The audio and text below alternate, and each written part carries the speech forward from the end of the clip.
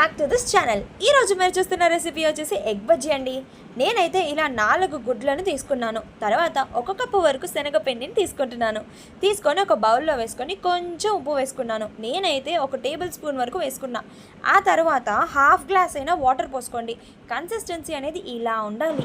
ఆ తర్వాత చిటికెడు వంట సోడాని వేసేసుకుంటున్నాను. ఇప్పుడు గుడ్లు ఉడికిపోయాక ఇలా మనం తోలు తీసుకొని పెట్టుకోవాలి. ఆ తర్వాత వీటిని నిలువుగా మధ్యలోకి కట్ చేయాలి.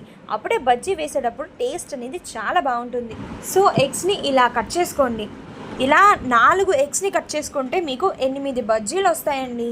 అలా కట్ చేసుకున్న గుడ్లను మనం ఇలా శనగపిండిలో చక్కగా డిప్ చేసుకోవాలి. డిప్ చేసుకొని పొయ్యి మీద వేసేసుకోవడమే. కొంతమంది అయితే వాము, జీలకర్ర ఇలాంటివి చాలా కలుపుతారు పిండిలో. అవేమీ మీరు కలపాల్సిన అవసరం లేదు.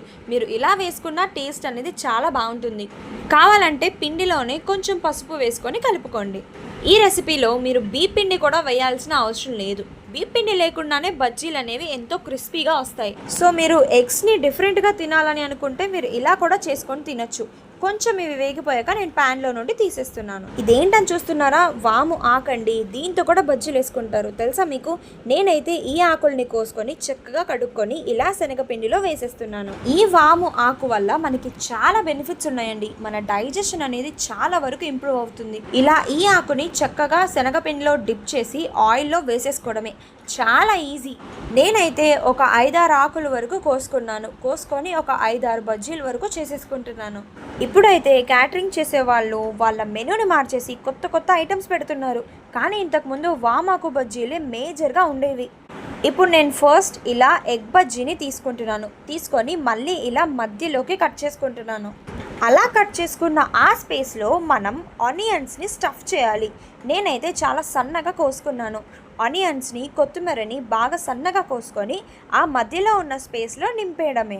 మీకు ఎగ్ బజ్జీ టేస్టీగా కావాలంటే ఈ స్టెప్ని మాత్రం అస్సలు మిస్ అవ్వద్దు. ఆ తరువాత నేనైతే ఇలా మసాలా కారాన్ని తీసుకొని మధ్యలో ఇలా సన్నగా వేసుకుంటున్నాను. ఇలా మనం కారం వేసుకోవడం వల్ల మనం ఎగ్ బజ్జీ అనేది తింటున్నప్పుడు లైట్గా కారంగా ఉంటూ టేస్ట్ అనేది చాలా బాగుంటుందండి. మీరు ఒకవేళ ఇంకా స్పైసీగా తినాలనుకుంటే ఇంకొంచెం కారం వేసుకోండి. నేను తర్వాత ఇలా లెమన్ని కట్ చేసుకొని దాని లోపల ఉన్న గింజలు తీసేసి చక్కగా ఇలా స్క్వీజ్ చేసుకుంటున్నాను.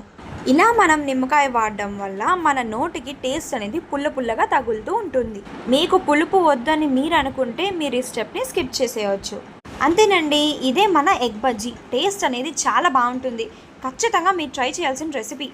వామాకు బజ్జీల మీద కూడా నేనైతే ఇలా ఉల్లిపాయల్ని, కొత్తిమీరని, కారాన్ని జల్లుకొని పక్కన పెట్టుకున్నాను.